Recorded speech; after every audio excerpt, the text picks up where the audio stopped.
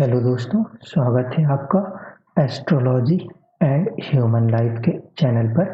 आज हम बात करेंगे कि कैसे आपकी कुंडली का सबसे स्ट्रॉन्ग प्लैनेट आपके पूरे लाइफ को कहीं ना कहीं डिसाइड कर रहा होता है। इस तरह से समझा जा सकता है कि कुंडलियाँ जो हैं वो कुल मिला के 64 चार्ट्स को बनाया जाता है, जिसके बाद एक पूरी एस्ट्रोलॉजी उस पर की जाती है।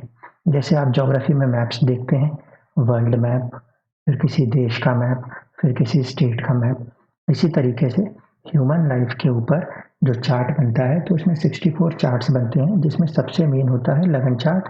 इसके बाद आपके अलग अलग जो रोल हैं लाइफ के, जो पार्ट्स हैं लाइफ के, उनके लिए अलग अलग चार्ट्स होते हैं। तो जो सबसे स्ट्रॉन्ग प्लैनेट बन निकलता है, ये बना के पता किया जाता है, वो उन सारी कुंडलियों के एनालिसिस के बाद एक चार्ट बनता है जिसे कहते हैं षडबल। उस षडबल से हमें स्ट्रॉन्गेस्ट प्लैनेट का पता चल जाता है।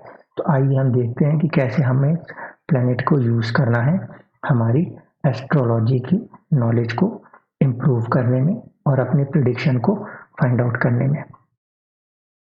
जो की पॉइंट्स हमें याद रखने हैं वो ये कि षडबल जो होगा उसमें प्लैनेट की ट्रू स्ट्रेंथ का पता चलेगा। उच्च का है, नीच का है, वक्री है, ये सारी चीज़ें आप कई बार सुनते होंगे। तो आपको लगता है कि प्लैनेट उच्च का है तो बहुत अच्छा हो गया, नीच का है तो रिजल्ट नहीं देगा। कई बार आपको कुंडलियों में दिखेगा कि नीच का ग्रह है फिर भी रिजल्ट मिल रहा है, तो आप इधर उधर के तर्क लगाओगे कि इसकी वजह से उसकी वजह से। कुछ नहीं, आप सीधे से षडबल में जाओ, वहाँ पे प्लैनेट की स्ट्रेंथ देखो, सबसे मेन चीज।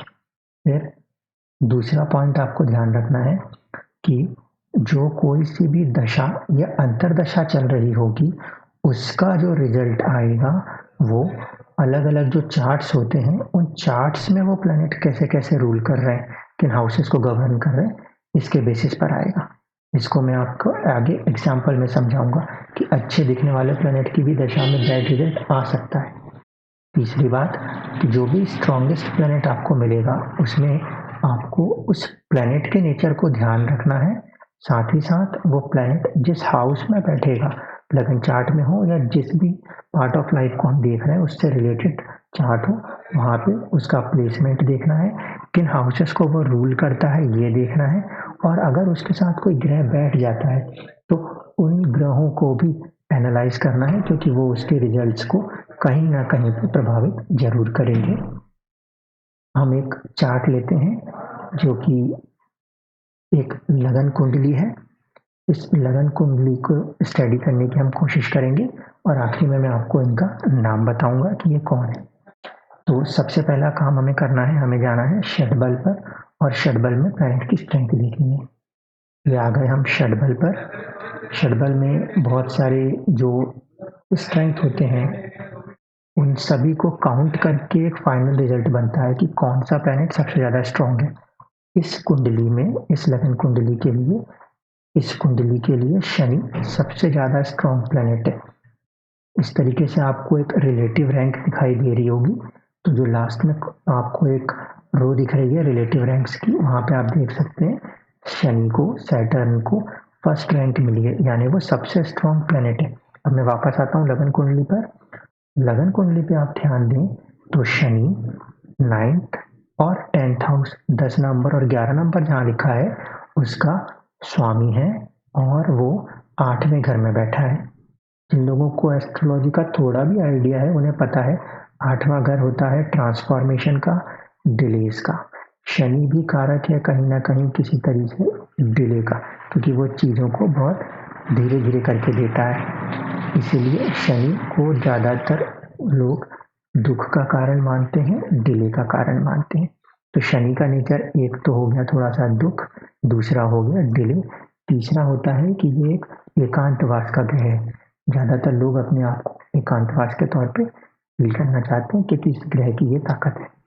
तो इस कुंडली में क्योंकि शनि सबसे ज़्यादा स्ट्रॉन्ग प्लैनेट है, रिलेटिव रैंक हमने देखी वो 1 है।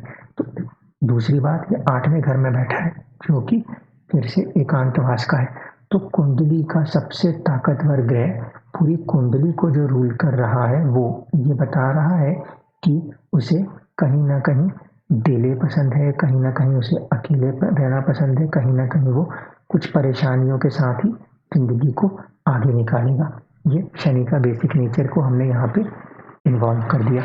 अब हम कुछ इवेंट्स को देखते हैं जो इनकी लाइफ में हुई है और उसमें इस शनि के रोल को समझेंगे। ये नेचर ऑफ सैटर्न जो मैंने आपको बताया वही चीज़ है। इनकी फादर की डेथ हो जाती है जब इनकी एज रहती है 13 ईयर्स।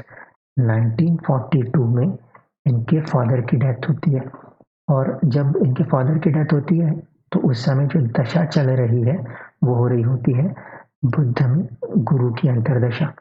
लगन कुंडली को आप अगर देखोगे तो वहाँ पे बुध 5वें घर का स्वामी होके 5वें में बैठा है सूर्य के साथ, जो कि लोग बोलेंगे बुधादित्य योग है। उसके बाद भी फादर की डेथ हो गई, तो ऐसा क्यों हो गया? जबकि बुध में तो इस कुंडली के हिसाब से ऐसा नहीं होना चाहिए। तो इसका जवाब मिलेगा जो कुंडली पेरेंट्स को दर्शाती है उसमें। पेरेंट्स को दर्शाने वाली कुंडली में जो बुध है वो 6th हाउस का लॉर्ड है और गुरु जो 9th के साथ साथ 12th हाउस का भी लॉर्ड है। तो 6th और 12th हाउस के लॉर्ड पेरेंट्स के कुंडली के तौर पे होने पे यहाँ पे पेरेंट्स को इनकी दशा अंतरदशा में लॉस उठाना था। 9th हाउस जो है जहाँ पे 9 नंबर लिखा हुआ है वहाँ पे शनि बैठा हुआ है। शनि दुख का भी कारक है, अकेलेपन का भी कारक है। तो कहीं ना कहीं उसने कम उम्र में ही 13 साल की जब इनकी उम्र थी तो इनके पिताजी, क्योंकि 9th हाउस फादर को रिप्रेजेंट करता है, उसको उसने असर किया और वहाँ पे उनकी डेथ हो गई।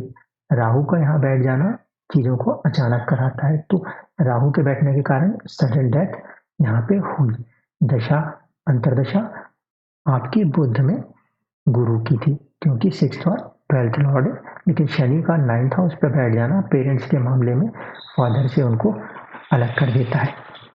अगली इवेंट पे हम चलें इनकी लाइफ की, तो वो है इनकी मैरिज नहीं हुई आज तक, जबकि ये बहुत फेमस पर्सनैलिटी है।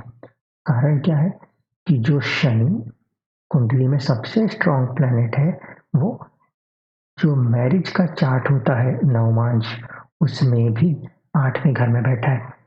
फिर वो एक थॉट देगा कि मुझे अकेले रहना है, क्योंकि उसको तो पसंद ही ये है कि भाई मुझे कहीं पे भी अकेले मिल जाए रहने को। एलूफनेस, एलोननेस ये सैटर्न की क्वालिटी है।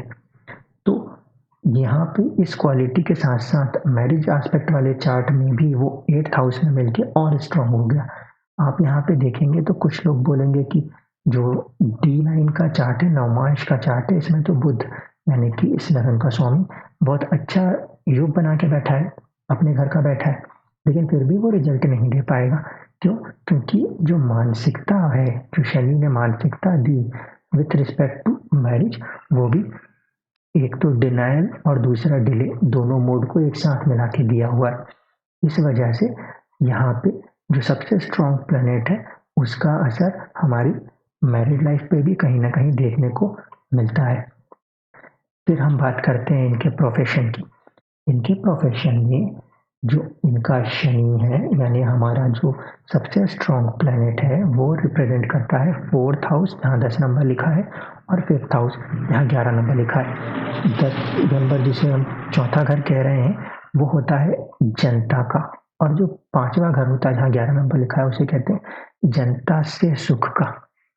तो जो शनि है उसके पास तीसरी दृष्टि है, 7वीं दृष्टि है और 10वीं दृष्टि है। शनि तीसरी दृष्टि से अपने घर को देखता है।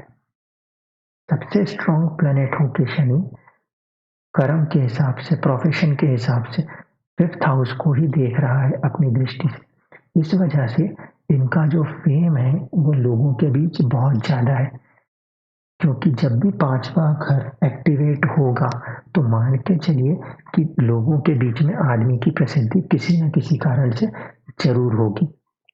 अब इस प्रोफेशन के चार्ट को आप ध्यान से देखें तो इसमें 7 नंबर से ये लगन शुरू होता है जो कि शुक्र का लगन है। शुक्र द्वितीय घर में बैठा हुआ है। द्वितीय भाव जो है वो वाणी का है, इसलिए ये एक सिंगर है। इन्होंने अपने गाने की कला के दम पर पूरे दुनिया में राज किया हुआ है। इसमें भी हम दशा का अगर रोल देखें तो आप देखिएगा 1947 में जब केतु की महादशा में शुक्र की अंतर्दशा चल रही थी, तब इन्हें सिंगिंग के अंदर मौका मिलता है, जबकि ये बहुत लंबे समय से ट्राई कर रही थी, लेकिन इन्हें सक्सेस 1947 में मिलती है। उस समय जो दशा है उसमें अंतर्दशा में शुक्र है और ये शुक्र D10 प्रोफेशन वाले चार्ट में लगन का स्वामी भी है। इसकी वजह से यहाँ पे इन्हें पहले तो मौका मिलता है सिंगिंग का।